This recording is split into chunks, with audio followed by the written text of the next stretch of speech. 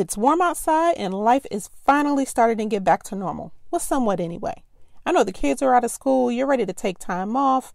Finally take that long overdue family vacation.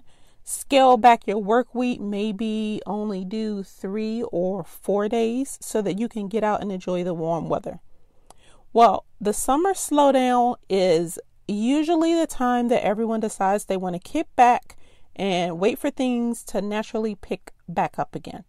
I mean, your clients are going on vacation, right? So it makes sense that you should do the same. Wrong.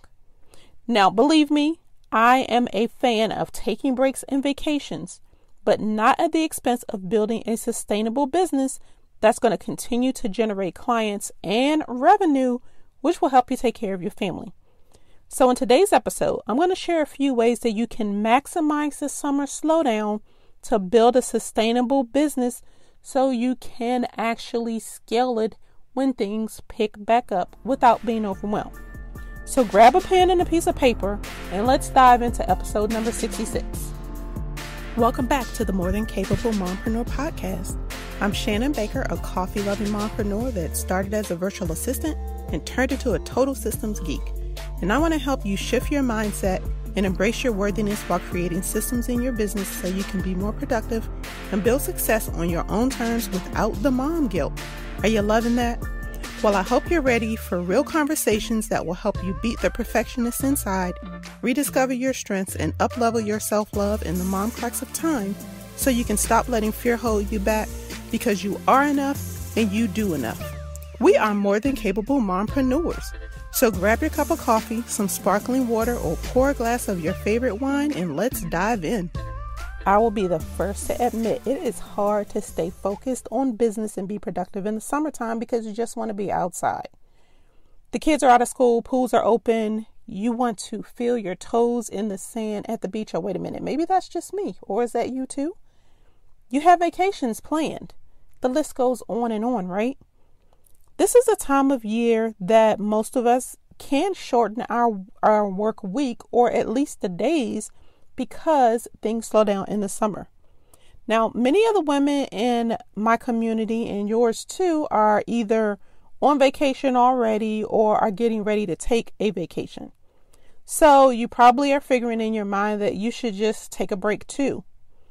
Now, while this is a natural season of slowdown for all of us, I don't want you to fully unplug and lose momentum in your business. Instead, I want you to take a good look at your business operations. With your clients taking time off, you don't have to stress so much about being in the day-to-day operations of your business and getting things done. Instead, you need to shift the way you're operating and look at the big picture and get your business ready for what's coming. So here are 3 things that you can do to maximize the summer slowdown so you're equipped to keep the pace when everyone else returns to the office. And the great thing is you don't have to spend tons of time or your entire summer doing all or just one of them. So here we go. The first thing I want you to do is a mid-year review. At the end of June, which is the month that this podcast episode is airing, we're halfway through the year. Are you on track so far? You may not have had time to really check this year because you've been busy. So do it now. And it doesn't have to take a long time. Schedule 30 minutes and answer the following questions. What has worked for you so far this year? What has not worked so far? What services or products are selling well? Which ones aren't? What marketing strategies have gotten you results? What did you try that just totally failed? Are you on track to reach your revenue goals? What can you focus on to get better results by the end of the year? The answers to these questions are going to help you decide what you need to focus on for the rest of the year. Then once you have that, you can create a plan, a simple plan to make it happen. Now, the next thing I want you to do is the most important one. If you don't do any, please do this one. Audit your back office. You have to have the right back office systems in place to save you time and energy. When you're a one-woman show, systems are the key to working efficiently and not having to do every little thing yourself. Now, one of the things you can do during the summer slowdown is do a systems audit and a systems review. And yes, they are different. That way you can make sure everything is where it's supposed to be and that it's working in a way that benefits your business. Now, there are 6 core systems that you need to have in place. Do you know all 6? If not, no worries. The 3 that you definitely need to make sure you have implemented or updated are your filing system, your scheduling system, and your communication system. Go back and listen to episode number 62 for more detailed information on those. Now, what I need you to do is take action and audit your back office. See what's there, see what's missing. If you want some help with that, no worries, I've got you covered. You can grab a copy of my DIY back office assessment.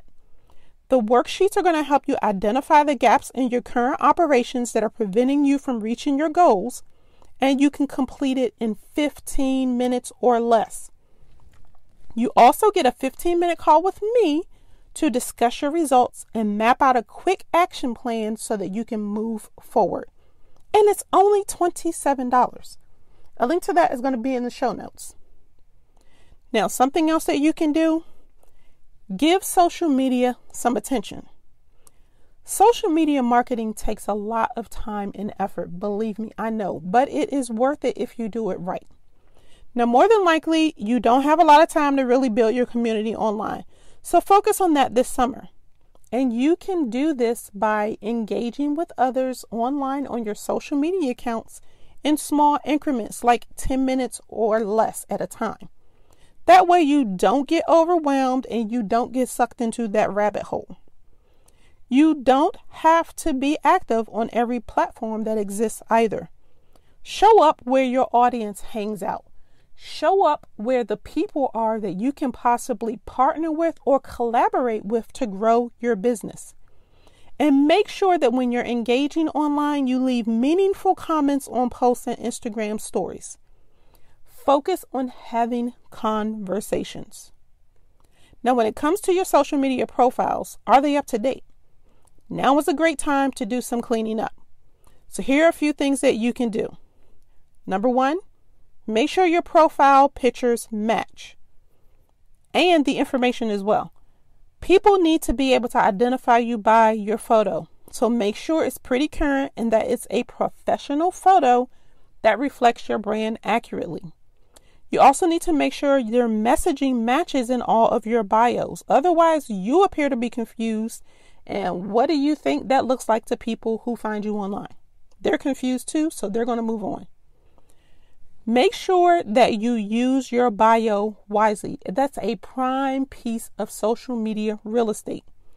Your bio needs to tell people who you help and how you do it. And make sure that there's a call to action there that tells them what to do and that the link that you use works.